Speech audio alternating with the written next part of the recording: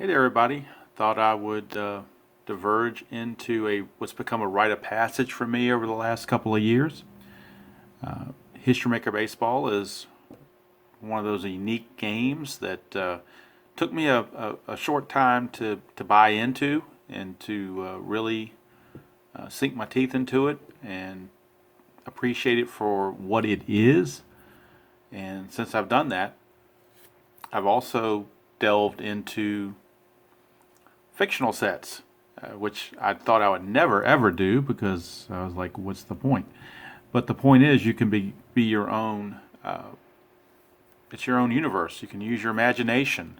Back when we were kids, we had to use our imaginations. Not like kids of today; they don't get to use their imagination because the phone and the video games and everything kind of gives it to them. Where back in the old days, we had to use them. We had to, be imaginative on our own. So one thing this game allows me to do is it allows me to do that. And of course, I thoroughly tested this game engine to make sure that it wasn't a joke. And it's not. If you go back and look at my 1987 Atlanta Braves replay, I played all 161 games, including the All-Star game to make it 162, and did a stats comparison, and the stats came out very comparable to any other board game out there. So over the long haul of a season, this will produce realistic stats.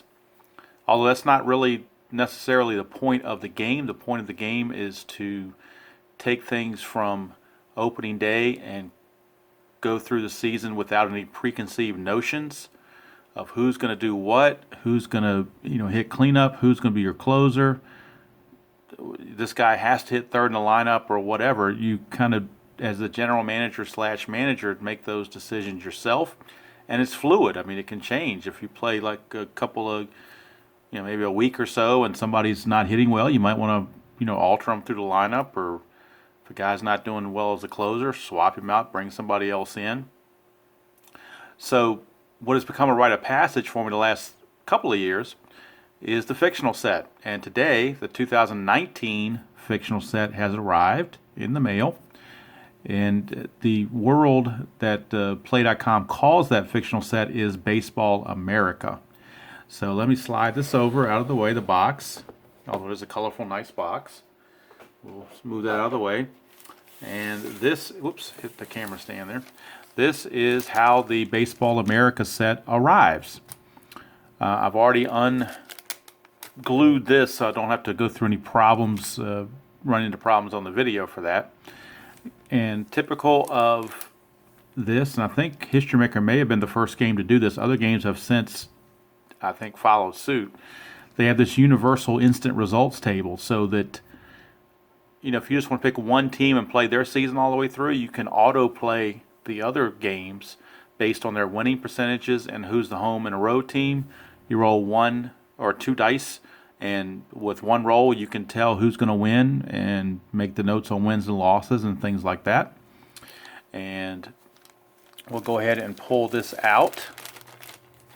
This set was $24. That includes shipping.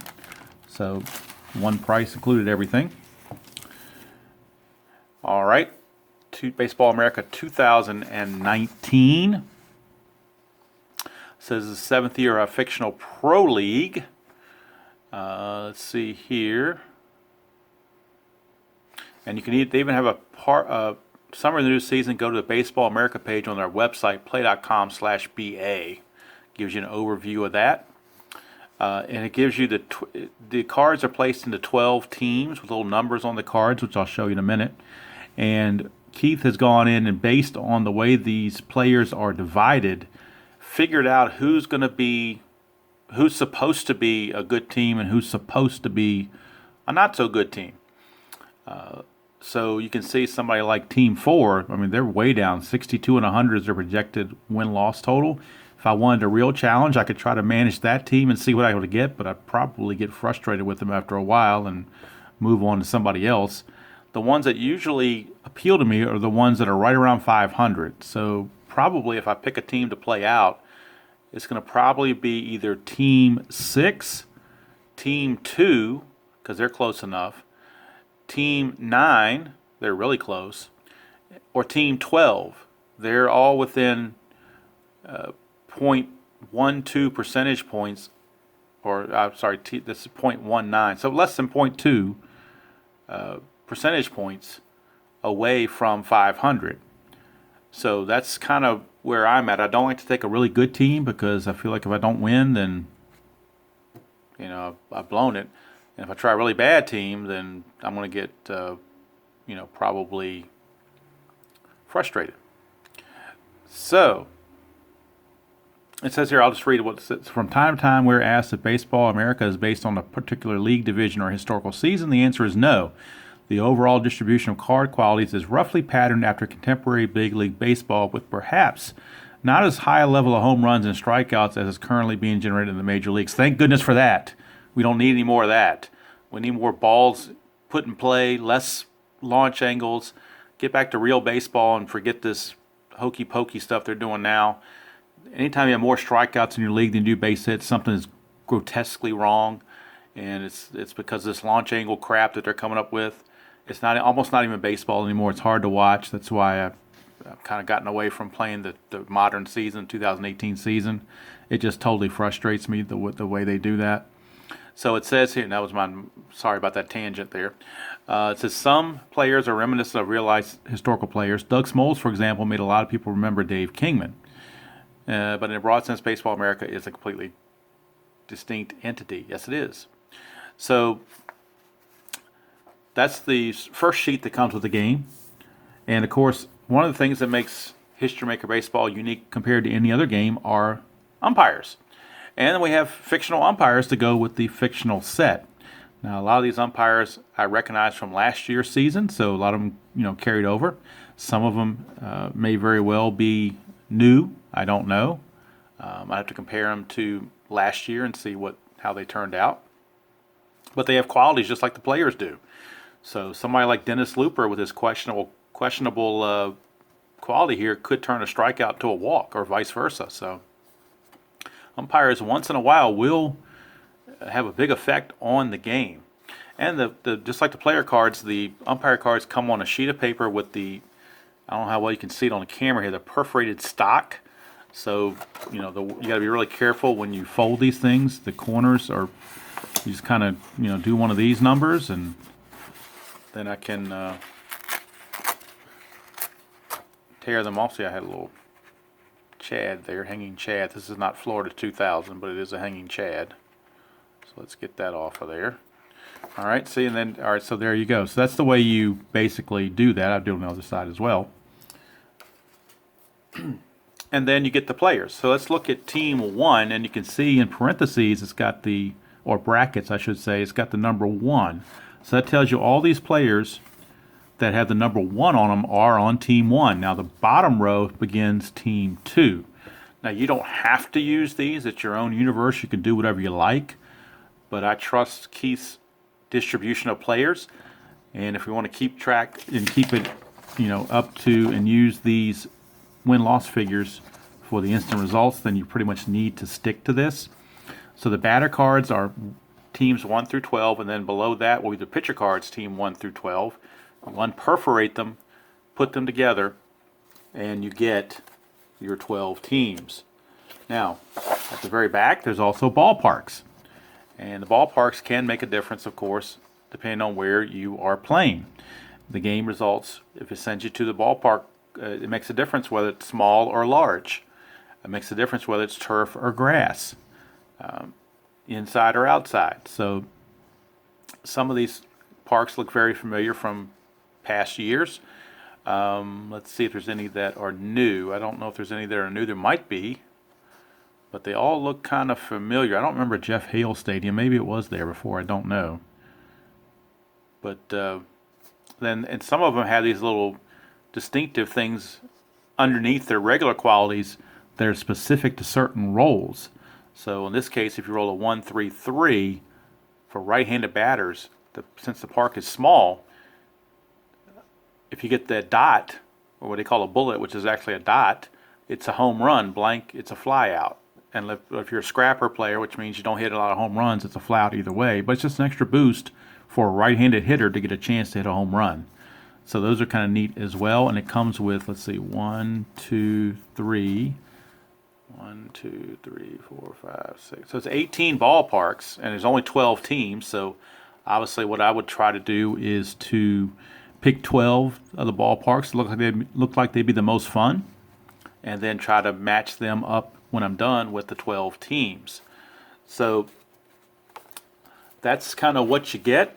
Like I said, it goes to all these different players. There's the pitcher cards, and for those of you who watch Steve Towers After Further Review, you know that Fernando De La Rosa is his main man, and he's doing a project. He does a project every year pretty much on this.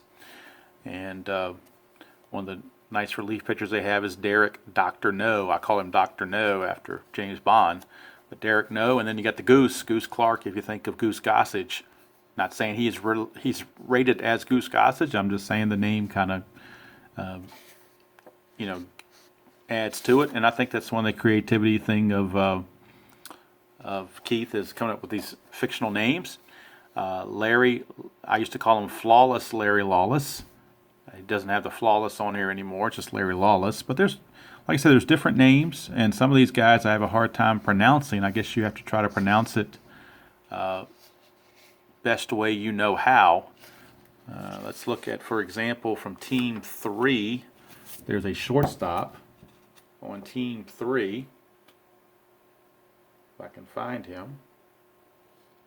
There he is, right at the bottom corner here. Paulie, and now Keith pronounces him Paulie Potus. Potus as in P-O-T-U-S is how it would be pronounced if you pronounce it and spell it phonetically. And of course, POTUS is the abbreviation for President of the United States. So you may not want to use POTUS. I don't know. It's up to you. It depends on what you think of the President of the United States. I'm not getting into politics. I stick to sports. I used to call him Pautee. I would kind of give him like a English accent or English name maybe.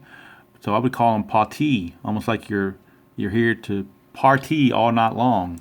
So, but Keith calls him POTUS, so maybe I'll switch off and do POTUS when I play with them. I don't know. We'll see. One of the better names on this season set, Matt Hoopsteck, is another good one. And there's all sorts of good names in here. I'm going to go ahead and pause the video, break all these down, and show you what they look like when they're all put together. Okay, so I didn't do all 12 teams. I just did one team so you could see what they look like all broken down. So what I did is I took Team 1 and brought all their cards together, unperforated them. Got the pitchers up top, and then the position players here. Then I've got the ballpark, and in deference to Steve Tower again, with his little league Bitty Beer ballpark going with Team 1, his New England Minutemen. Of course, they're going to be called something different in my league, but I'll put them in Bitty Beer ballpark just to keep that tradition going. Then I had to pick 4 umpires, so I tried to pick umpires that had all types of different qualities. So we got Chad Radaball, he's semi-respected. Gary Wistrom is questionable and lenient, so we got 3 of the 4 right there. The only thing else we need is a strict, and that comes up on the 4th umpire. So Porter Stock is semi-questionable, and Mike Summers has that strict quality. So I've got all the 4 qualities. Umpires can have up to 4 qualities. I've got all 4 qualities on my crew. And then what I do is I went to Walmart and got these 2-inch baggies. You get 200 of them you get 100 of them for $2. And they easily fit a team, Major League or the fictional set right there. And then when I get ready to store them, I'll take this old APA box that APA cards came in, and I can store them just like that. Or I can lay them flat, whichever I wish to do. So we know the APA box is good for something. All right, now, they are also, toward the end, they have what they call free agents. Teams, and you notice they have no number in the square here. So that means you can assign them anywhere you want. That way if you get injuries on your team or whatnot, then you get some free agents. And it's nice to see my favorite catcher from last year's team, Dorian Cooper. The pre-note said he was retired, but he's listed here on the free agent list, so I may very well pick him up as he's semi-iron, but we could pick him up and maybe use him as a pinch hitter or an occasional catcher. But it's nice to see him there. Some of the other guys I noticed, Eddie Machado is also on the free agent list. He didn't get signed. Storm Flannery. Some of these guys were with the other teams as well. So you've got options. That's the whole point of this game, is that the fictional set, I should say, is that you have the options to do certain things, and you kind of either master your own universe. You can be as creative as you like, or as whatever as you like. Now, in my league, I'm more of a baseball purist. Even in the fictional set, I'm a baseball purist, so there is no DH in my league. Pitchers will hit, and all pitchers are carded with hitting qualities. So pitchers will be hitting in my league, as they always do. I'm not even going to split it up half and half. It's just all 12. None of them. It's not 2 leagues, 6 and 6. It is going to be a 12-team league, and pitchers will hit. So anyway, that's just a quick overview of the fictional set. So like I said, it's like a rite of passage for me sometimes for History Maker Baseball. And that leads me to my last point. I am trying to make a two teams for History Maker Baseball. Create 2 teams based on YouTube channel producers.